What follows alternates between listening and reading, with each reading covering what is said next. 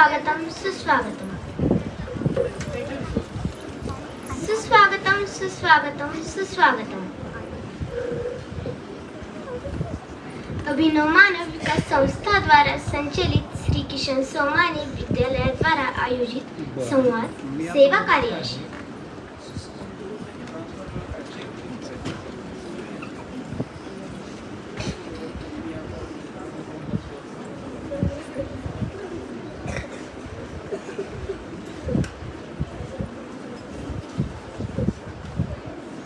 सुस्वागतम सुस्वागतम सुस्वागतम। अभिनव मानव विकास संस्था द्वारा संचलित श्री किशन सोमानी विद्यालय द्वारा आयोजित संवाद सेवा कार्याशी या कार्यक्रमासाठी उपस्थित सर्व मान्यवरांचे मी हार्दिक स्वागत करते आणि सर्व मान्यवरांना मंचावर स्थानापन्न होण्याची विनंती करते। संवाद सेवा कार्याशी या मुलाखतीच्या कार्यक्रमासाठी उपस्थित प्रमुख पाहुणे पोलीस स्टेशन शिवाजीनगर लातूर येथील पोलीस हेड कॉन्स्टेबल माननीय श्री धैर्यशील शिवाजी मुळे यांचे स्वागत करण्याची विनंती मी विद्यालयाचे मुख्याध्यापक माननीय श्री रमाकांतजी स्वामी सर यांना करते।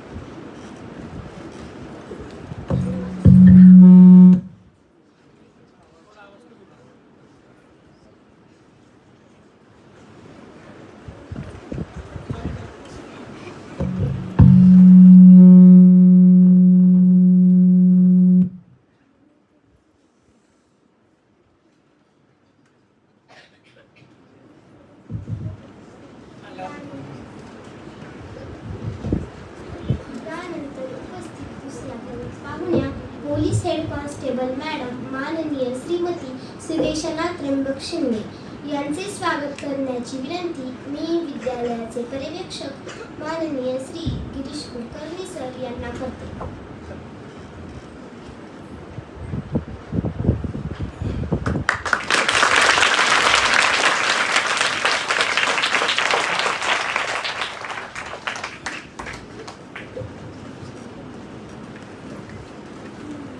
यानंतर या कार्यक्रमाचे प्रास्ताविक करण्याची विनंती मी माझी वर्गमैत्रिणी श्रेया पांचाळ हिस करते।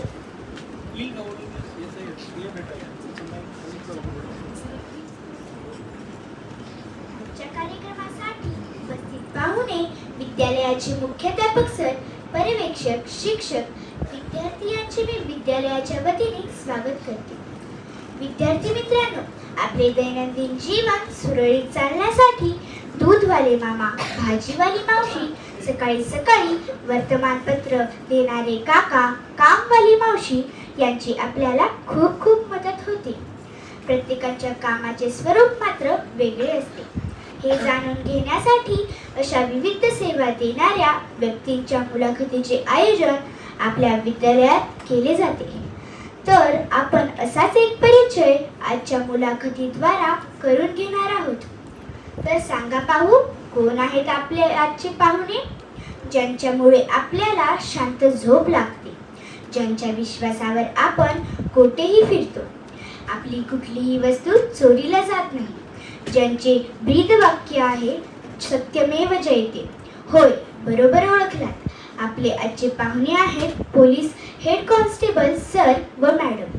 पोलीस म्हटलं की सगळे घाबरतात, पण लक्षात ठेवा, पोलीस हे आपले मित्रच असतात। आपल्या अडचणीच्या काळात ते धावून येतात। हे काम ते कसे करतात? हे काम करत असताना त्यांना कोणकोणत्या अडचणी येतात हे आपल्याला समजावे, तसेच त्याचे अनुभव आपल्याला ऐकता यावे यासाठी या मुलाखतीचे आयोजन करण्यात आले आहे. तर चला मग ऐकूया संवाद सेवा कार्याशी. धन्यवाद. धन्यवाद श्रेया.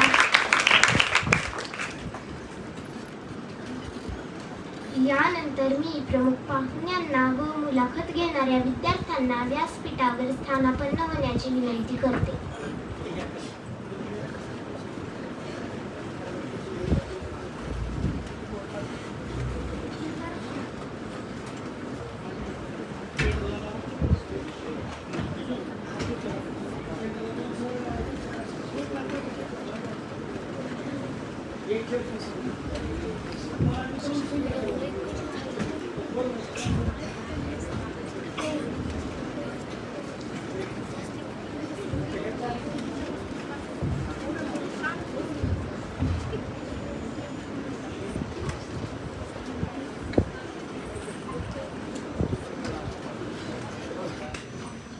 यानंतर प्रत्यक्ष मुलाखतीला सुरुवात होईल. नमस्कार सर. नमस्कार मॅडम. आपला थोडक्यात परिचय सांगा. मी सर्वप्रथम आवाज येतो पाठीमागं.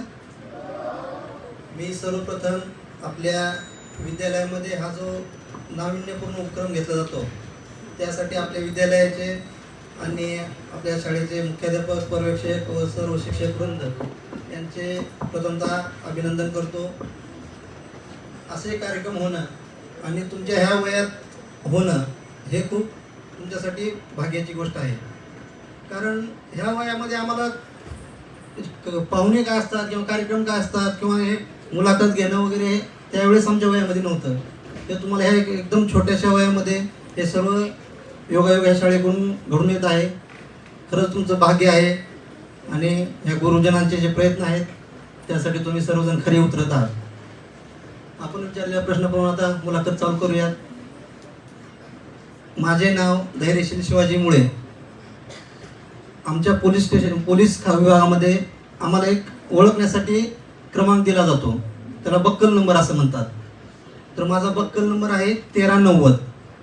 हे नंबर कसे दिले जातात, जशी पोलिसांची संख्या आहे त्यानुसार ते नंबर दिले जातात. तर माझा बक्कल नंबर 1390 आहे.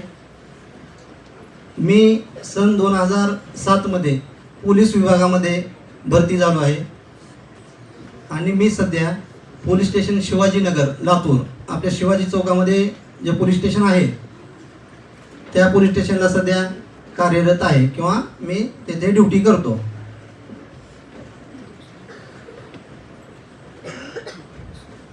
सर्वांचे अगोदर धन्यवाद. आम्हाला बोलवलं आणि या एवढ्या चिमुकल्या विद्यार्थ्यांना पोलीस काय आहे, पोलीस म्हणल्यानंतर त्यांना जी मनात भीती वाटते ती असे कार्यक्रम घेतल्यामुळे त्यांच्यात आणि आमच्यामध्ये जो संवाद साधून त्यांची भीती कमी होईल हे असे कार्यक्रम ठेवल्यामुळे मी प्रथमतः तुमचे आभार मानते आणि माझा परिचय सांगते. मी सुदेशनाथ त्र्यंबक शिंदे, SP ऑफिस येथे पोलीस हवालदार म्हणून बक्कल नंबर 1523 तिथं ड्युटी करते. आपण कोणत्या पोलीस स्टेशनला काम करता? पोलीस बाबळगाव येथून पोलीस नियंत्रण कक्ष लातूर येथे आस्थापनेवर मी पोलीस हवालदार या पदावर काम करते. मी पोलीस स्टेशन शिवाजीनगर लातूर येथे नेमणुकीस आहे किंवा मी तिथे काम करतो. आपण किती वर्षापासून काम करता? दिनांक 27/11/2007 रोजी पोलीस शिपाई या पदावर नियुक्ती झाली असून आजपर्यंत 16 वर्ष पूर्ण झालेली आहेत.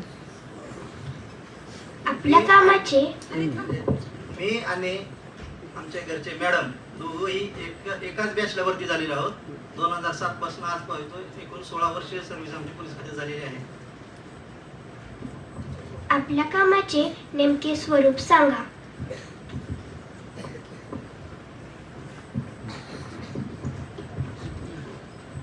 पोलीस म्हणले की सर्व कामे पोलिसांना करावी लागतात. जे संरक्षण म्हणा, ट्रॅफिक नियंत्रण आलं, कायदा सुव्यवस्था म्हणजे भांडण तक्रारी, जे आपल्या समाजामध्ये भांडण तक्रारी काही करतात, किंवा सर्व प्रकारचे कामं आपण घराच्या बाहेर पडल्यानंतर जे काय आपण समाजामध्ये पाहतो, जे रस्त्यावर पाहतो, तिथूनपासून सर्व प्रकारची कामं पोलिसांना करावी लागतात. त्यामध्ये प्रामुख्याने आम्ही कायदा व सुव्यवस्था म्हणजे भांडण तंटे, मोर्चे या संबंधांनी आपण नियंत्रण राखणे, यात काही रस्त्यावर भांडण तक्रारी होऊ नये लोकांच्या, सर्व ट्रॅफिक सुरळीत राहणे इत्यादी सर्व कामे पोलीस विभागामार्फत केली जातात.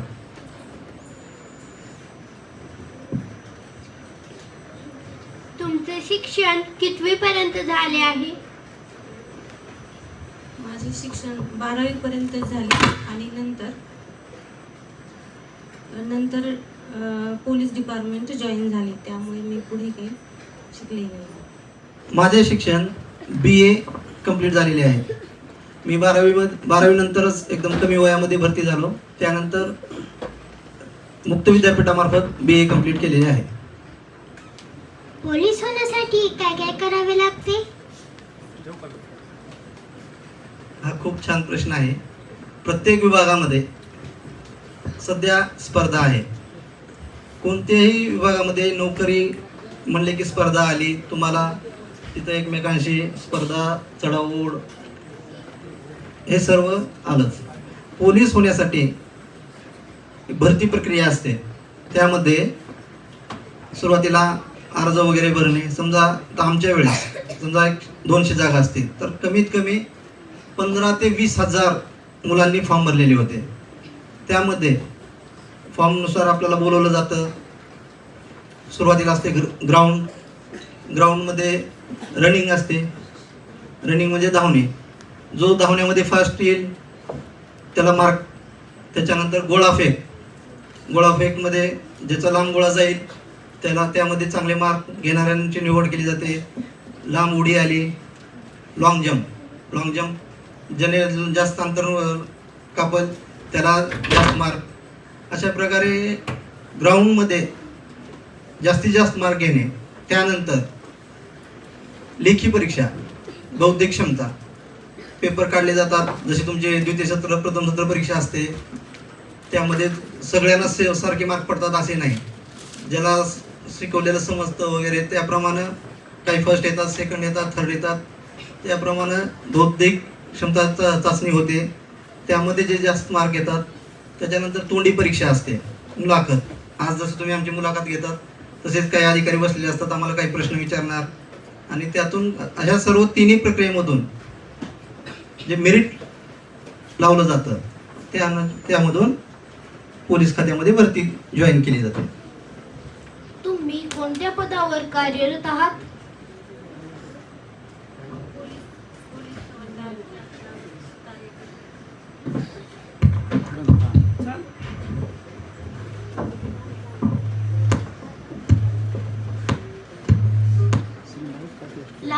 लातूर शहरात किती पोलीस स्टेशन आहेत? लातूर शहरामध्ये 5 पोलीस स्टेशन आहेत.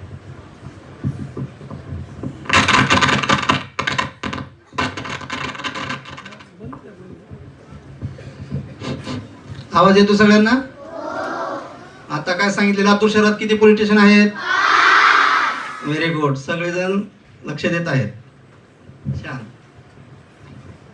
चला पुढला प्रश्न. लातूर शहरातील पोलीस स्टेशन कोठे कोठे आहेत? जसं की आता मॅडमने सांगितल्याप्रमाणे आपल्या लातूर शहरामध्ये एकूण 5 पोलीस स्टेशन आहेत. पोलीस स्टेशन हे कसे असतात, काही विभाग असतात, क्षेत्र असतात, एरिया असतो, त्याप्रमाणे पोलीस स्टेशनची विभागणी केली जाते. आता MIDC पोलीस स्टेशन आहे 1 नंबर. तर MIDC पोलीस स्टेशनचा एरिया कुठपर्यंत आहे? समजा दयानंद कॉलेज तिथपर्यंत MIDC पोलीस स्टेशनची हद्द आहे.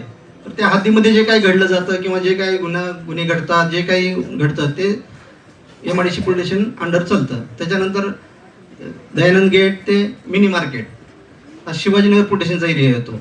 2 नंबर शिवाजीनगर. त्याच्यानंतर इथं गांधी चौकचा एरिया मिनी मार्केट म्हणजे गांधी चौकाच्या थोडंसं अलीकडे मिनी मार्केट आहे. तिथून ते गोलाईच्या खाली शाहू चौक आहे, तिथं येतो गांधी चौक. त्याच्यानंतर विवेकानंद चौक पोलीस स्टेशन येतं.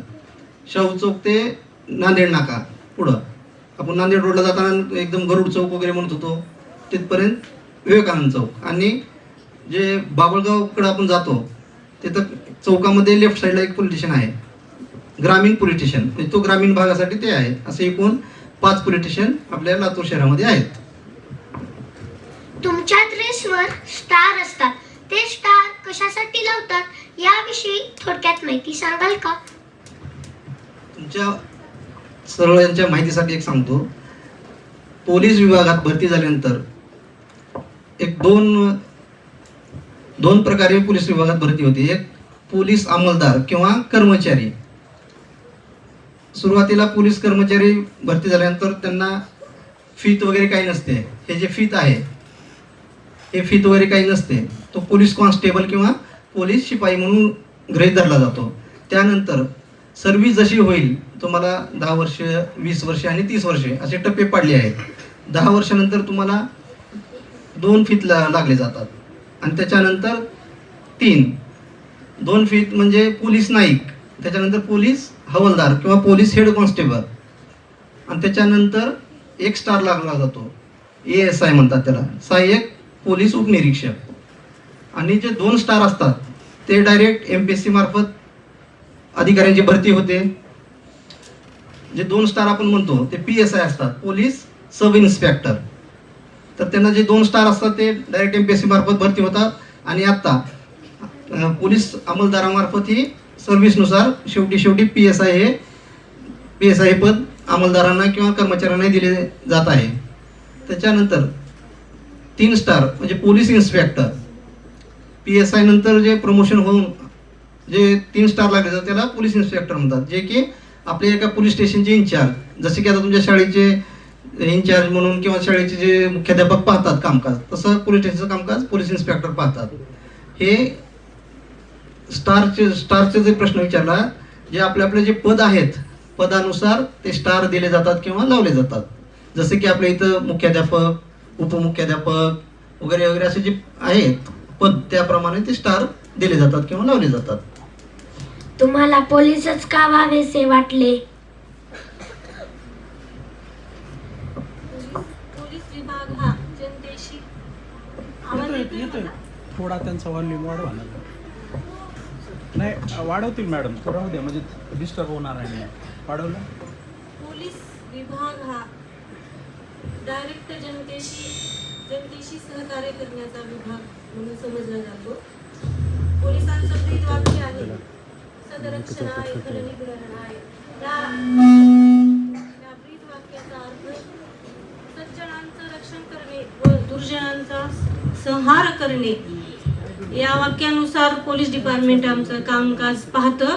त्यामुळे मला लहानपणापासून युनिफॉर्म किंवा या खात्याची आवड होती आणि त्यामुळे जनतेशी सेवा करण्याचं हे जे डिपार्टमेंट आहे त्यासाठी मी हे क्षेत्र निवडलं आहे. आणि ज्या क्षेत्रात आपल्याला जायचं त्या क्षेत्रामध्ये आधीपासूनच आपल्याला आवड निर्माण असेल तर आपण सहजासहजी ते क्षेत्र जॉईन करू शकतो असं मला वाटतं. म्हणून मी पोलीस डिपार्टमेंट जॉईन केलं. तुम्ही पोलीस झाले नसता तर काय झाला असतात? पोलीस झाले नसते तर माझ्या आई वडिलांची इच्छा होती की मी शिक्षिका बनावं. झाले असते शिक्षिका. पोलीस स्टेशन दोघांसाठी मध्ये प्रश्न आहेत हे. पोलीस झालं नसतं तर काय झालं असतं, हा जर तरचा प्रश्न आहे. तरी पण मी तुम्हाला सांगतो. माझं D.Ed फर्स्ट इयर झालेलं आहे. मी D.Ed करत भरतीसाठी आलो. त्यावेळेस आपली परिस्थिती म्हणा किंवा घरची जी परिस्थिती आहे त्या परिस्थितीनुसार आपल्याला थोडंसं लवचिकपणा दाखवावा लागतो. त्याप्रमाणे मी पोलीस भरतीसाठी आलो आणि थोडंसं ग्राउंड लेखी थोडंसं बऱ्यापैकी असल्यामुळं मी पोलीस डिपार्टमेंटला जॉईन झालो. जर समजा पोलीस झालो नसतो तर मी 100% शिक्षक झालो असतो. पोलीस स्टेशन मधील वेगवेगळ्या विभागांची माहिती सांगा. पोलीस स्टेशनमध्ये सर्व प्रकारचे कामे केली जातात. त्यामध्ये सुरुवातीला पोलीस ठाणे अंमलदार म्हणून असतात. कधी आपण पोलीस स्टेशनला भेट दिली नसेल तर मी सरांना एक विनंती करेन की आपल्या कोणता एखादा वर्ग वाईज पोलीस स्टेशनला घेऊन यावे. आपणा सगळ्यांना पोलीस स्टेशनची माहिती दिली जाईल. सुरुवातीला आपण पोलीस स्टेशनमध्ये एंट्री केल्यानंतर समोर पोलीस ठाणे अंमलदार म्हणून बसलेले असतात. तेथे आपल्या तक्रारी नोंद केल्या जातात. समजा आपली काही तक्रार आहे, आपल्याला काही भांडण तक्रारी झालीत, आपलं काही हरवलं आहे, आपल्या घरी चोरी झाली आहे, जे काय असेल आपल्या अडचणी ते नोंद करण्यासाठी पोलीस ठाणे अंमलदार म्हणून समोर बसलेले असतात. ते आपल्या तक्रारी लिहून घेतात. त्याच्यानंतर एक गोपनीय विभाग असतो, जो की समाजामध्ये काही विघातक कृत्य करणारे कोण आहेत का, अशी गोपनीय माहिती काढणे, किंवा कोण भांडण तक्रारी करणार आहे का, किंवा अचानक कुठे काही होणार आहे का, किंवा काही आपण म्हणतो ते ऐकलं असेल आपण किंवा पाहिलं असेल, आतंकवादी वगैरे जे आहेत हे मोठ्या सिटीमध्ये मुंबई वगैरे पुणे असे जे मोठे मेट्रो सिटी आहेत त्या ठिकाणी असे प्रकार चालतात. ते गोपनीय माहिती काढणारा एक गोपनीय विभाग असतो. नंतर गुन्हे प्रकटीकरण शाखा एक असते. जे काही गुन्हे होतात, जे असे काही गुन्हे होतात की आपणाला त्या ठिकाणी आरोपी कोण आहे किंवा ही कोणी केले हे माहिती नसतं, त्यावेळेस ते माहिती काढणं हे सहजासहजी किंवा सोपी गोष्ट नाही. तर तो एक आमच्याच डिपार्टमेंटचा भाग आहे की त्याची माहिती काढणं, गुन्हे प्रकटीकरण शाखा. त्यानंतर क्राईमचा विभाग असतो, सेपरेट क्राईम म्हणजे जे गुन्हे आहेत त्यासंबंधी फायली तयार करणे, ते रेकॉर्ड मेंटेन करणे, कोर्टामध्ये सबमिट करणे. त्यानंतर मोहरी लेख आहे, जे काही आता समजा आपल्या घरी चोरी झालेली आहे किंवा त्याच्यात जे काही आपलं सोनं गेलं आहे किंवा मोबाईल चोरी गेला आहे हे आम्ही पकडतो, जमा करतो. तो मुद्देमाल जो आहे तो आमच्या त्या मुद्देमाल कक्षात जमा होतो. अशा प्रकारे 4-5 विभाग पोलीस स्टेशन अंतर्गत चालतात. त्यानंतर आहे पोलीस विभागाच्याच ट्रॅफिक सेक्शन जे आहे, तुम्ही फक्त ट्रॅफिक पोलीस आहे, परत CID आहे, SID आहे, बरेच म्हणजे 7-8 डिपार्टमेंट पोलीस खात्याअंतर्गत चालतात. जेव्हा मोर्चा दंगली होतात त्यावेळी तुम्ही गर्दीचे नियोजन कसे सांभाळता? ज्यावेळी मोर्चा आंदोलन होतात त्यावेळेस प्रत्येक पोलिसांना, प्रत्येक अंमलदारांना, प्रत्येक अधिकाऱ्यांना ड्युटी किंवा जे आपले कर्तव्य आहे ते ठरवून दिलं जातं. जसं आपल्या वर्गामध्ये आपल्याला कर्तव्य ठरवून दिले असतात. कोण आपलं काय म्हणतात त्याला मॉनिटर असतं, कोण क्रीडाचं विभागाचं असतं, कोण जे असे आपले विभाग आहेत वेगवेगळे, त्यानं त्या विभागाची जिम्मेदारी किंवा त्या विभाग सांभाळायचा किंवा पाहायचा. तसेच आमच्या इथे ठरलेलं असतं की बाबा तुम्हाला ठराविक दिले असते, तुम्ही ह्या व्यक्तीकडे लक्ष ठेवा किंवा हे लोक तुम्हाला गोंधळ घालणार नाही, त्याच्यात हे करणार नाही. म्हणजे जे ठरवून दिलेले कर्तव्य असतं ते जर आपण व्यवस्थित चोखपणे पार पाडलो तर सर्व मोर्चे आंदोलन जे व्यवस्थित नियंत्रणात येतात. पोलीस सेवेत काम करताना स्त्री म्हणून काही अडचणी येतात का? स्त्री म्हणून तर अडचणी भरपूर येतात, पण आपण जी ड्युटी जॉईन केली आहे तो त्रास बाजूला ठेवून प्रथमतः ड्युटी आणि घर दोन्हीचा बॅलेन्स समतोल ठेवून मी माझं कामकाज पाहते. गुंडांचा सामना करताना तुम्हाला भीती वाटत नाही का? गुंडांचा सामना करताना तसं प्रशिक्षण आम्हाला दिलेलं असतं आणि आम्ही जर भिलो तर सामान्य जनता काय असा आमच्या पुढे प्रश्न येतो. त्यामुळे आम्हाला त्यांची भीती वाटत नाही.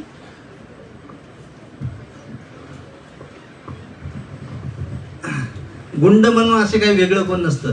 गुंड हा कोण आहे, आपण माणसं आहेत त्यापैकीच एक गुंड तयार होतो किंवा जे चोर तयार होतात. असे काही चोर गुंड म्हणजे काय 4 हाताचे किंवा काहीतरी 2 शिंग लावलेले असे काय असतात का? नाही, आपल्यातलेच असतात जे की चांगला विचार न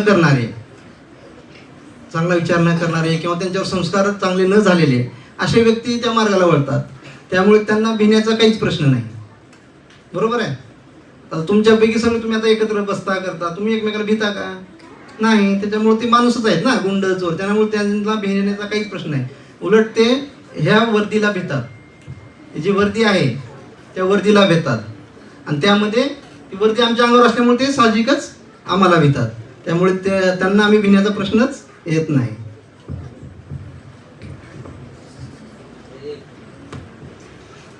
तुमचा पोलीस कार्याशी निगडीत असा एखादा प्रसंग सांगा.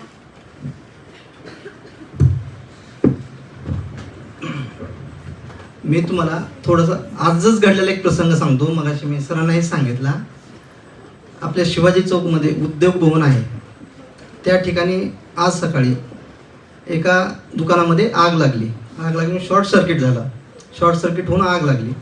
आग लागल्यानंतर ते कसं असतं, दुकान वगैरे म्हणले की एकदम बंदिस्त असतं. त्याला कुठं हवा येण्यासाठी किंवा ते धूर बाहेर पडण्यासाठी काही जागा नसते. आणि त्याच इमारतीमध्ये वरी काही आपले कुटुंब राहत होते, लोक राहत होते. तर ते आग एवढी पसरत गेली आणि धूर एवढा झाला की त्याला व्हेंटिलेशन म्हणजे हवा येण्या जाण्यासाठी किंवा ते धूर बाहेर पडण्यासाठी जागा नव्हती. त्यामुळं त्या ठिकाणी एकूण 6 ते 7 लोक राहत होते, आई वडील मुलं त्यांचे. त्याच्यातले दुर्दैवाने श्वास गुदमरून 3 जण मृत्युमुखी पडले, म्हणजे मयत झाले. ज्यांना की श्वास भेटला नाही, धूर एवढा होता आग लागल्यामुळं, तिथला ऑक्सिजन संपला. त्यामुळे ते श्वास घेता आला नाही, ऑक्सिजन कमी पडलं, 3 जण मृत्युमुखी पडले. आणि त्यापैकी 3 वाचवण्यात आम्हाला यश आलं. त्यांना आम्ही साडीवरी बांधून त्यांना खाली घेतलं. थोडंसं त्यांना हाताला वगैरे लागलं. त्यांनी सावकाश न उतरता थोडं फास्ट उतरले, त्याच्यामुळे त्यांना थोडंसं हाताला पायाला जखमा झाल्या. यातून एक सांगायचं आहे आपल्याला की आपण काय काळजी घ्यावी. समजा आग कुठे लागली तर आपण एखाद्या मोकळ्या जागेत जिथं हवा येऊ शकते. आता त्या ठिकाणी टेरिस म्हणजे गच्ची होती, ते लोक ते गच्चीवर न जाता पायऱ्याने खाली बाहेर येण्याचा प्रयत्न करत होते. तेच समजा जर त्यांनी ते गच्चीवर गेले असते, त्यांना हवा भेटली असती, ऑक्सिजन भेटला असता आणि तोपर्यंत आपली मदतही गेली असते. त्यांनी काय केले की बाबा आपण बाहेर कसा पडता येईल विचार केला नाही त्या ठिकाणी. तरी आपण थोडंसं अशा ठिकाणी लक्षात घ्यायचं. एका ठिकाणी आग लागली तर आपण जिथे आपल्याला हवा मिळते किंवा थोडंसं मोकळी जागा आहे त्या ठिकाणी आपण जाण्याचा प्रयत्न करायचा.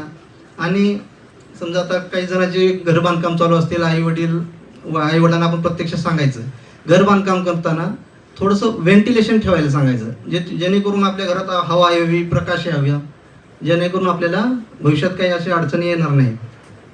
हा एक प्रसंग आहे. आणि आणखी असंच आमची नाईट असते.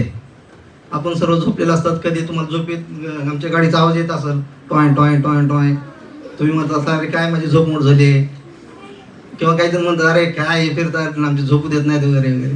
मग आम्ही फिरतो काय तर तुमच्यासाठी की बाबा चोरी वगैरे येऊ नये, कोणाच्या घरी चोरी होऊ नये.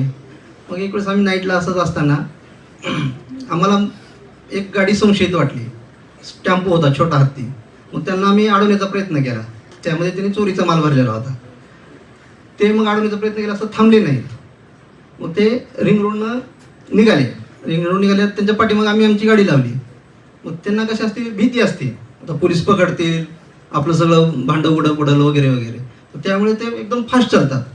मग ते फास्ट चालल्यामुळे आम्ही पुढं आमचे वायरलेस वॉकी टॉकी वगैरे तुम्हाला माहीत असेल, वॉकी टॉकी बघितला असेल पिक्चरमध्ये वगैरे, सिंघम बघितला का?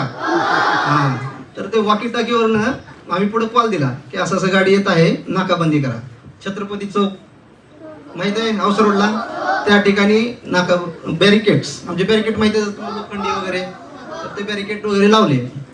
त्या बॅरिकेडला त्यांनी धडक दिली जोराची, पूर्ण बॅरिकेटिंग उडवली आणि ते तसंच पुढे निघाले. ते बॅरिकेड उडवून जाताना आमची गाडी पाठीमागच होती. आमच्या गाडी खाली एक ते बॅरिकेड तुटलेले एक आमच्या गाडी खाली आलं. गाडी खाली आल्यानंतर जसं तुम्ही पिक्चरमध्ये पाहता एकदम असं रस्त्यावर पुढे वाहनं चालत आहे, ते बॅरिकेटिंग खाली अडकल्यामुळे ते रस्त्यावर घर्षण होऊन ठिणग्या चालू झाल्या. ठिणग्या पडतात असं घर्षण झाल्यानंतर. रोडला जे आपण काही वेळेस घर्षण बघितलं का, घर्षण झाल्यानंतर ठिणग्या होतात, तशाप्रमाणे एकदम फिल्मी स्टाईल चालू झालं. आणि त्यात आमच्या डिझेल टँक असतो गाडीचा, तो टँक त्या बॅरिकेटिंगचं अडकल्यामुळे ते तुटला. असं होत मग पुन्हा औषधाला पुढं आम्ही कळवलं की बाबा असाची गाडी येत आहे, त्यांना अडवा. तिथेही बॅरिकेटिंग लावली, तिथेही त्यांनी तेच प्रकार बॅरिकेटिंग उडवली आणि पुढं चालत राहिले. मग तोपर्यंत आमच्या 4-5 गाड्या LCB आहे, बऱ्याच गाड्या आमच्या त्याच्या पाठीमागं राहिल्या. शेवटी किल्लारी ह्या चौकामध्ये आम्ही त्यांना सांगितलं की बाबा आता बॅरिकेटिंग लावू नका, काही फायदा होत नाही. त्यांनी बॅरिकेटिंग उडवत आहेत, त्याला ते तोडून पुढे जात आहेत. शेवटी आम्ही तिथं रोडवर एक ट्रक आडवी लावली. त्यावेळेस त्यांनी चोरांनी समजले की आता आपला पर्याय नाही, आता आपण सापडले जाणार. आणि मग आम्ही त्यावेळेस त्यांना तिथं बॅरिकेटिंग लावली, त्यांनी गाडी तिथं सोडली आणि शेतामध्ये पळून गेले. मग आम्ही परत तिथं उतरून त्यांचा पाठलाग करून सगळ्यांना पकडलं आणि तो गुन्हा उघडकीस आणला. अशा प्रकारे 2 अनुभव बस झाले. आता असे बरेच आहेत, वेळ कमी असतं आपल्याकडं. तुमचा आवडता एखादा पोलीस अधिकारी कोणता? माझा आवडता पोलीस अधिकारी हे माझे पतीच आहेत. कारण कारण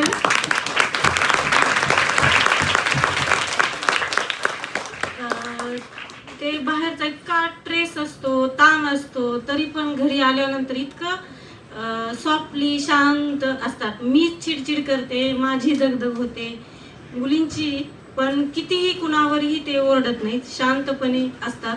बाहेरचा ट्रेस कधीच त्यांनी घरी काढत नाहीत.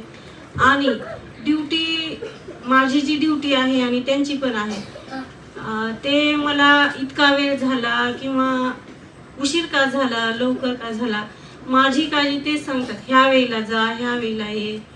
आणि त्यांच्यामुळेच मी आज ही ड्युटी व्यवस्थित पार पडते. त्यांचा मला खूप सपोर्ट आहे.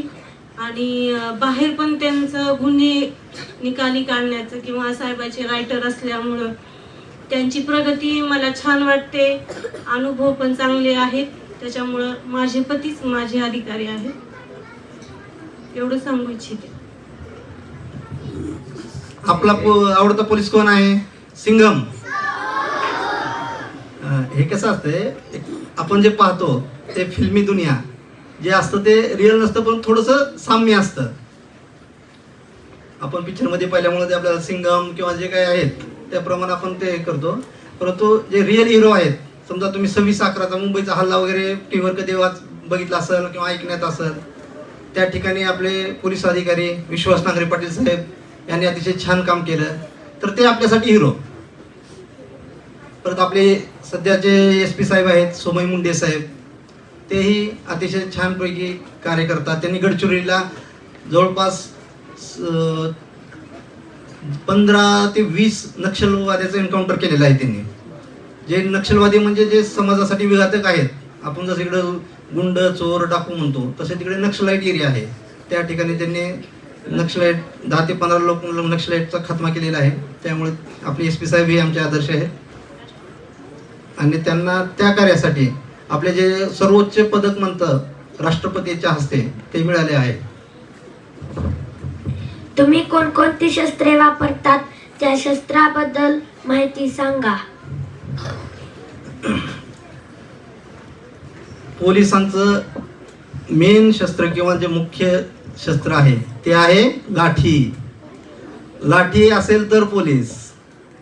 आणि प्रत्येक बंदोबस्तामध्ये आम्ही लाठी घेऊनच असतो. की काही तिथं समजा अचानक काही झालं तर आपण किरकोळ कारणावरून लगेच काही गन काढून त्यांना आपण डोक्याला लावू शकतो का? नाही. तर ते लाठी हे मुख्य शस्त्र आहे. त्यानंतर SLR सेल्फ लोडिंग रायफल, पुन्हा 303, पूर्वीच्या काळी 303 रायफल असायची, जे की एक बुलेट गोळी म्हणायचं आपण, बुलेट, एक बुलेट घालायचं, तेवढंच लोड करायचं, फायर करायचं, एक गोळी घालायचं, असं त्याला वेळ लागायचा. ते 303 रायफल आणखी आहे, परंतु थोडंसं आता ते वापरातून कमी झालेले आहेत. SLR वगैरे आलेले आहेत, कार्बाईन आलेले आहेत. असे बरेच आधुनिक शस्त्रास्त्र आहेत. 26/11चा हल्ला झाल्यापासून पोलीस खात्याला एक मोठ्या प्रमाणात आणि अतिशय आधुनिक जे आता जे मिलिटरी जे आहे बॉर्डरवरची वापरतात त्या लेवलचे शस्त्र वगैरे आपणाकडे आहेत आणि ते आपण योग्य वेळी वापरतो. ते शस्त्र तुम्ही कधी व कोठे वापरतात?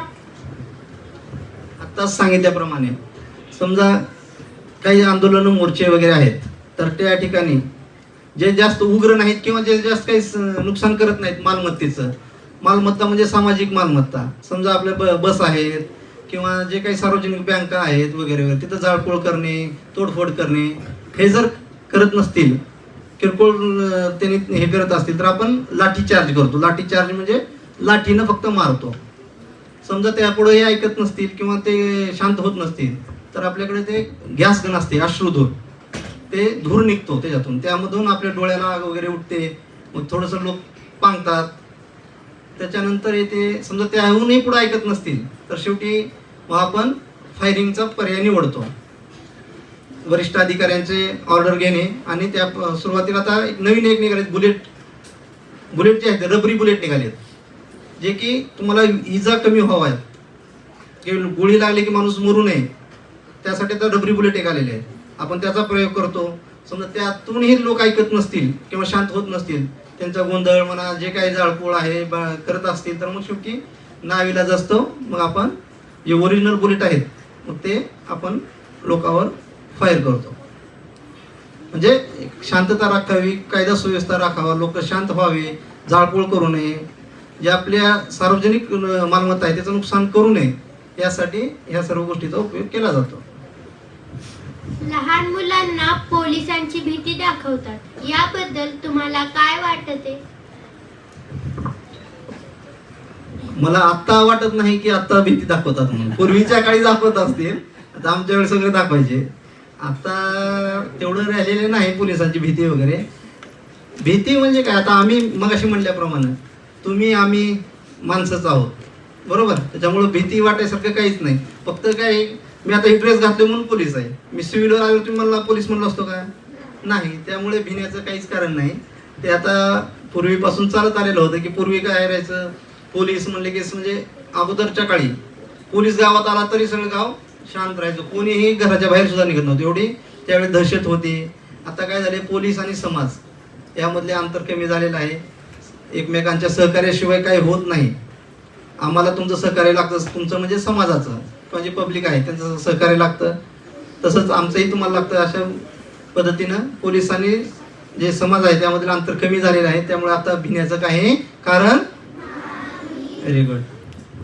एक मिनिट.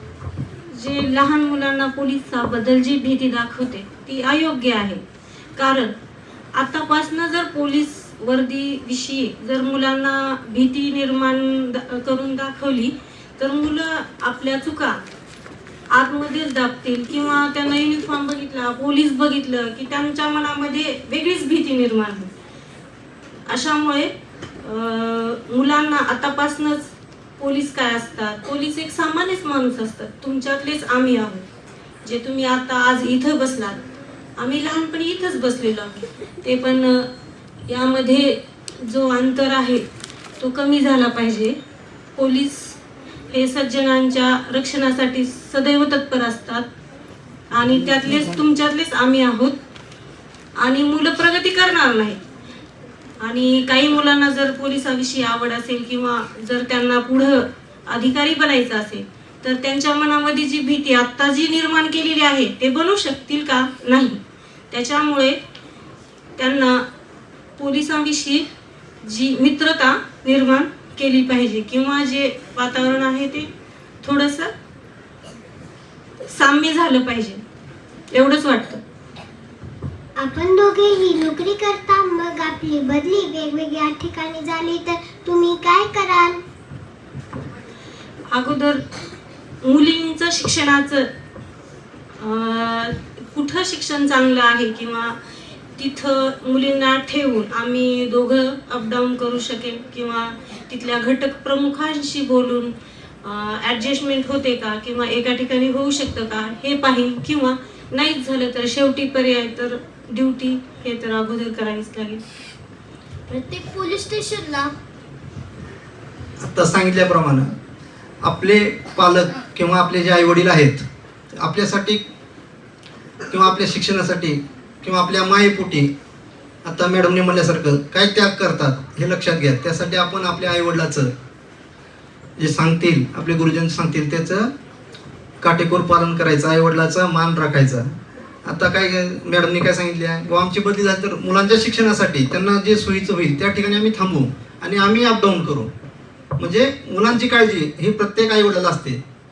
तरी आपण आपल्या आईवडिलाचा, गुरुजनांचा मान राखणे, त्यांची सेवा करणे ह्या गोष्टी आपण केल्या पाहिजेत. प्रत्येक पोलीस स्टेशनला पोलीस कोठडी असते का? साधारणतः सर्व पोलीस स्टेशनला पोलीस कोठडी असतेच. कारण आरोपी आल्यानंतर मग ठेवायचं कुठं हा एक प्रश्न आहे ना. त्यासाठी त्यांना कोठडी दाखवावीच लागते. जे चुका करतात, जे समाजाशी व्यवस्थित वागत नाहीत त्यांना आपण कोठडीमध्ये ठेवतोच. जे काही पोलीस स्टेशन आहेत, समजा आता विवेकानंद चौक पोलीस स्टेशन तिथं सध्या टेम्पररी आहे, पत्र्याच्या शेडमध्ये आहे, त्यामुळे तिथे कोठडी आहे का तर कोठडी नाही. ज्यावेळेस तिथं पक्क बांधकाम होईल त्यावेळेस तिथं कोठडी तयार होईल. जिथे पक्के बांधकाम आहे, समजा गांधी चौक आहे, शिवाजीनगर आहे, एमआयडीसी आहे, तर त्या पोलीस स्टेशनला कोठडी आहे. पोलीस विभाग कोणकोणती कर्तव्ये बजावतो? पोलीस विभाग प्रथमतः सण वार उत्सव असेल तेव्हा रोडवर तुम्हाला युनिफॉर्मवर लाठी पोलीस बांधव दिसलेला असेल. मोर्चा असेल तेव्हा शांततेत मोर्चा पार पडण्याचं काम पोलीस डिपार्टमेंट करतं. VIP बंदोबस्त असतील ते काम पोलीस डिपार्टमेंट करत असतं, किंवा कायदा व सुव्यवस्था हे प्रथमतः पोलीस डिपार्टमेंटचं काम आहे, ते चोखपणे पार करतो.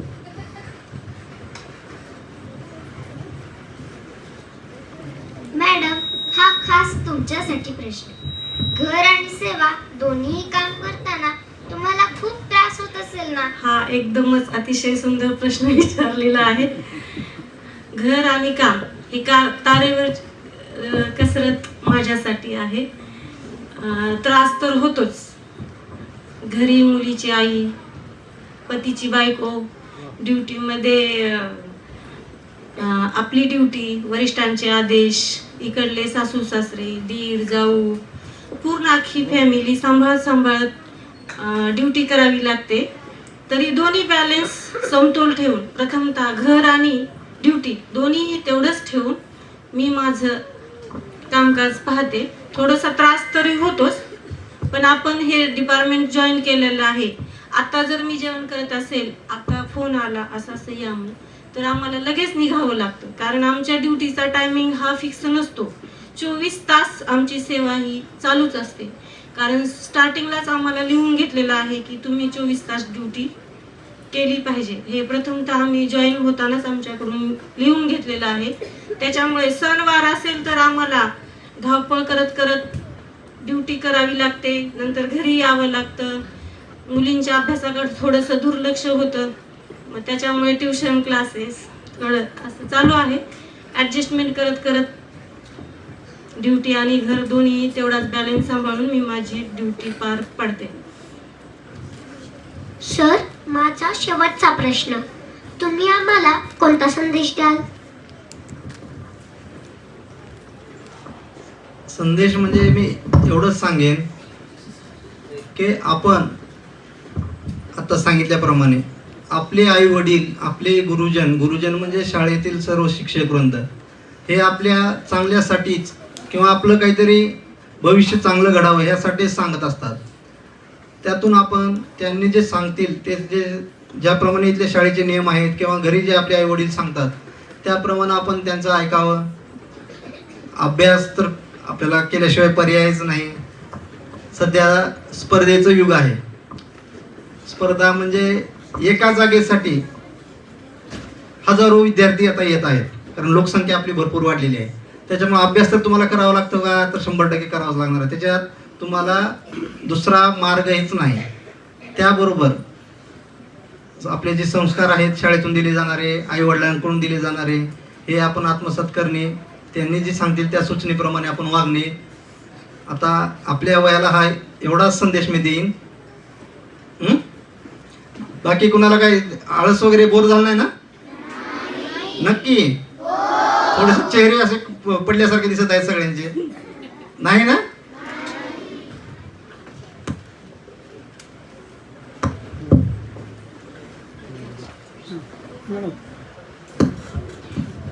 मी तुम्हाला सांगू इच्छिते की प्रथमतः गुरुर्ब्रह्मा गुरुर्विष्णू गुरुर्देव महेश्वरा हे जे गुरु आहेत ते तुम्हाला घडवतात. प्रथमतः ह्या गुरुजनांचे मी अभिनंदन करते किंवा धन्यवाद मानते, कारण मातीपासून जी मूर्ती घडते, मातीला जसं तुम्ही वळण द्याल तशी ती मूर्ती घडते, तसे हे तुमचे गुरुजन तुम्हाला घडवत आहेत. तर तसं तुम्ही घडा. जितकं तुम्ही लहान वयात जेवढं तुम्ही शिकाल तेवढं होता होईल तेवढं तुम्ही शिका, कारण हेच वय आहे की तुम्हाला पुढं आपली प्रगती करण्याचं. आणि पोलीस म्हणजे जी भीती आहे ते आज मला थोडंसं वाटते की थोडंसं कमी झालं असेल, आमच्याशी संवाद साधल्यामुळं थोडीशी भीती कमी झाली असेल. आणि प्रथमतः मुलींना जरी कोणी छेडलं किंवा आता तरी मुली ह्या लहान आहेत तरी पण कोणी तुम्हाला खाऊ देत असेल, कोणी बोलत असतील किंवा अनोळखी व्यक्ती, तर तुम्ही ज्या एरियामध्ये राहता त्या नजीकच्या पोलीस स्टेशनला किंवा जवळच्या पोलीस स्टेशनला जाऊन तुम्ही सांगू शकता. मनामध्ये भीती न बाळगता तुम्ही जाऊन आपली जी काय अडचण आहे ती मांडू शकता. आणि आता खूप तुम्ही प्रगती करा. तुम्हाला गुरुजन चांगले भेटलेले आहेत. तुम्हाला ज्या खात्याविषयी किंवा ज्या खात्यामध्ये जायचं आहे ते क्षेत्र तुम्ही आत्ताच निवडा आणि आतापासून त्या खात्याची माहिती करून घ्या, जेणेकरून तुम्हाला सोपं जाईल आणि ते क्षेत्र तुम्ही सहजासहजी निवडून घ्या. म्हणून प्रथमतः गुरुजनांचे धन्यवाद. आणि तुम्ही हे शिल्पकार घडवत आहेत आणि आम्हाला बोलवल्याबद्दल खूप खूप तुमचे आभार. धन्यवाद.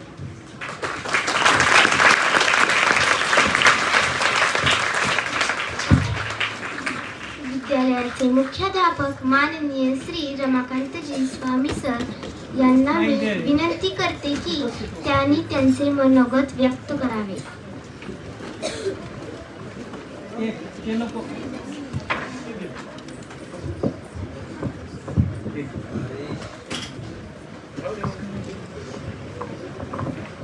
सगळ्यांनी ऐकली का व्यवस्थित मुलाखत?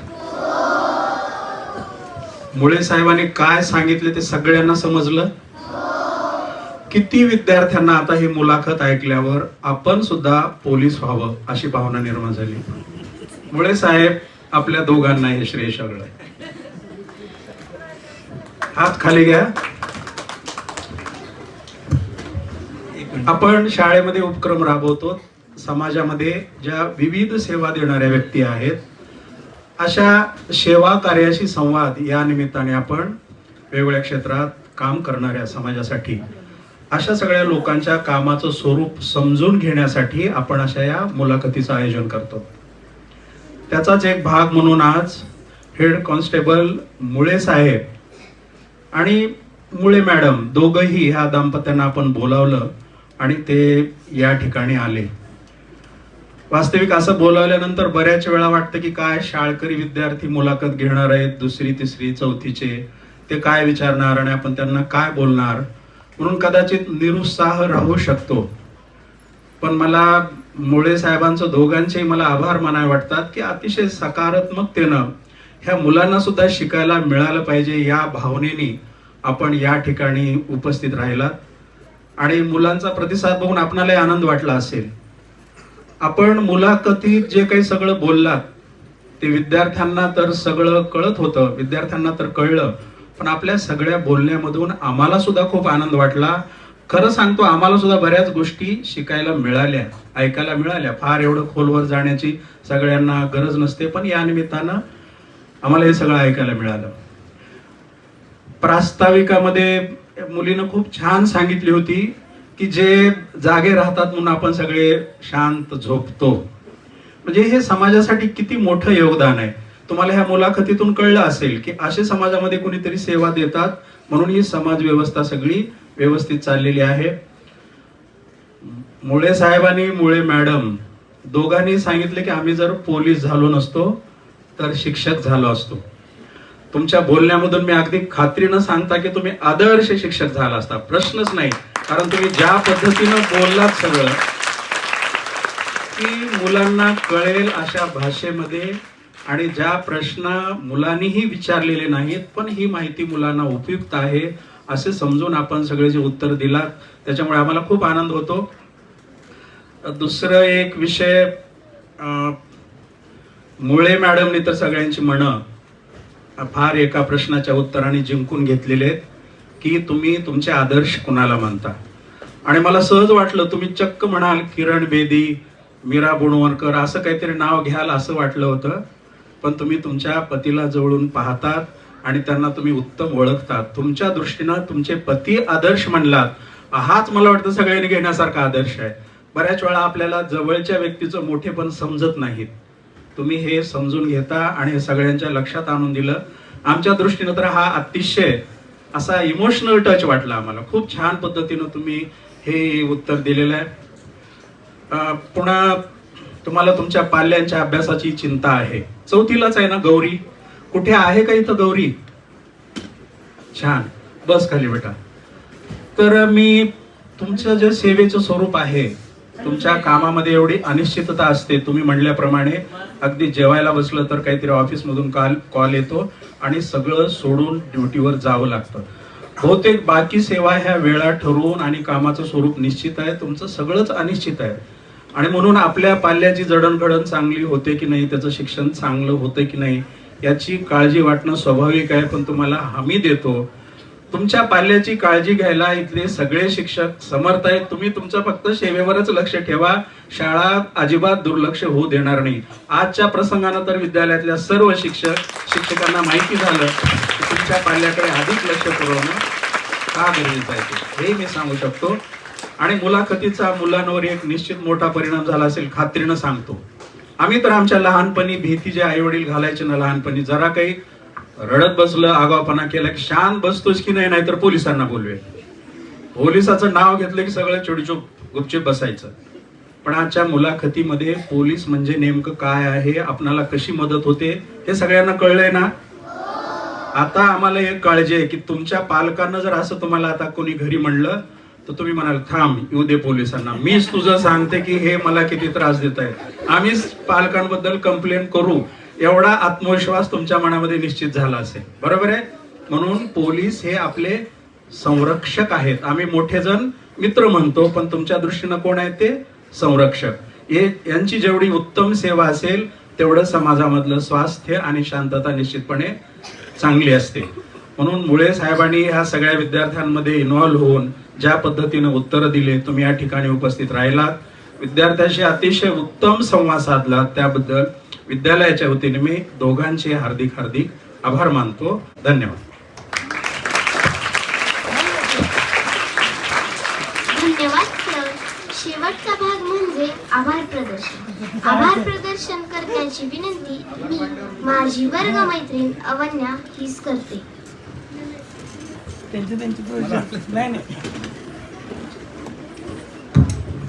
नमस्ते. आजच्या मुलाखतीसाठी उपस्थित प्रमुख पाहुणे माननीय श्री धैर्यशील शिवाजी मुळे सर व श्रीमती सुदेशना त्र्यंबक शिंदे मॅडम आमच्याशी खूप छान प्रकारे संवाद साधून आमच्या मनातील प्रश्नांची उत्तरे दिला, त्याबद्दल विद्यालयाच्या वतीने मी आपले मनपूर्वक आभार मानते. विद्यालयाचे मुख्याध्यापक, पर्यवेक्षक, शिक्षकेतर कर्मचारी यांचेही मी विद्यालयाच्या वतीने आभार मानते. ऋणी आहोत आम्ही आपुले देतो शब्द सुमनांचा उपहार. ऋणी आहोत आम्ही आपुले देतो शब्द सुमनांचा उपहार. आपला मौल्यवान वेळ दिला आम्हासाठी, आपला मौल्यवान वेळ दिला आम्हासाठी. आज मानतो आपले मनापासून आभार, आज मानतो आपले मनापासून आभार. संयोजकाच्या वतीने ही मुलाखत संपली असे मी जाहीर करते. धन्यवाद.